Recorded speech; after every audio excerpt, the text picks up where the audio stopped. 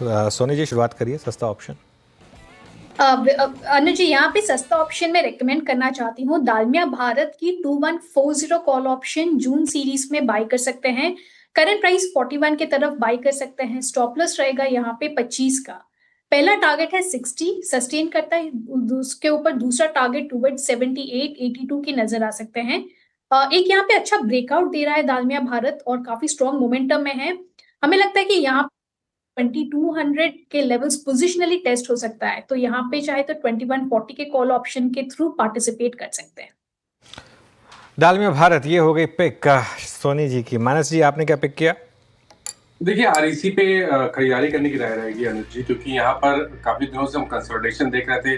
50 day moving average पे stock resistance face कर रहा था, बट आरईसी ने आज फाइनली अपने 50 डे मूविंग एवरेज को ब्रेक किया बेहतर वॉल्यूम्स के साथ। तो आरईसी के फ्यूचर में खरीदारी करेंगे। 412 रुपए के स्टॉप लॉस लगाएंगे, 412 का स्टॉप लॉस लगाएंगे और 430 रुपए के टारगेट सेट करेंगे। चाहे तो 420 वाला कॉल ऑप्शन ले सकते हैं। 11 रुपए पे ट्रेड हो रहा है ये ऑप्शन। इसमें आपको 8 रुपए का स्टॉप लॉस लगाना है और 17 रुपए के टारगेट सेट करना है।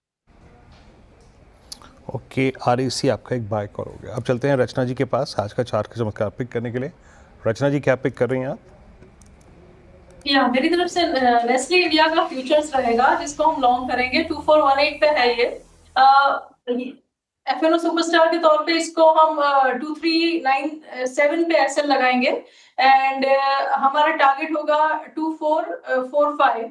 और इसमें चांसेस ऐसे हैं कि इसको मल्टीपल डेज एंड वीक्स के लिए भी कैरी कर सकते हैं एंड ऐसा भी इसमें चार्ट सेटअप है जो multiple days and weeks and months के लिए भी चल सके।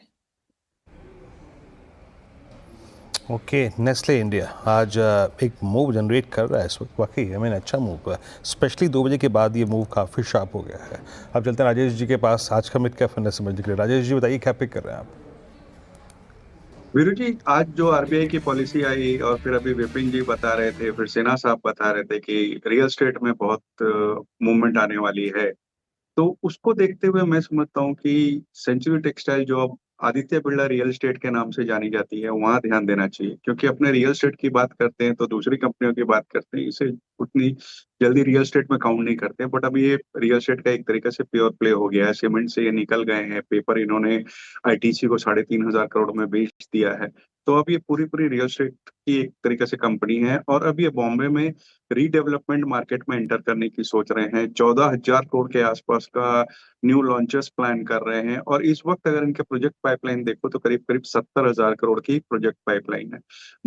मुंबई नियारा जो कि बिरला नियारा जो कि इनके मुंबई के एक बहुत ही रेस्पेक्टेबल प्रोजेक्ट है, उसका थर्ड फेज चालू होने वाला है।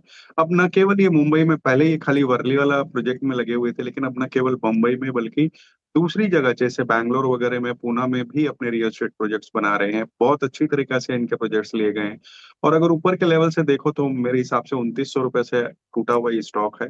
यहाँ पे एक अच्छी अपसाइड हो सकती है। इस तिमाही के नतीजे थोड़े से दबाव में आए थे कई दूसरे कारणों से, जैसे कि जो इन्होंने बिक्री करी थी उनकी प्रोविजनिंग वगैरह को लेकर के, तो वो अलग बात है। बट फंडामेंटली हमें ये बहुत साउंड लगता है। 2800 के टारगेट इसमें आने वाले 6 से 9 महीने में बिल्कुल हो सकते हैं, यहाँ पे ध्यान देना चाहिए।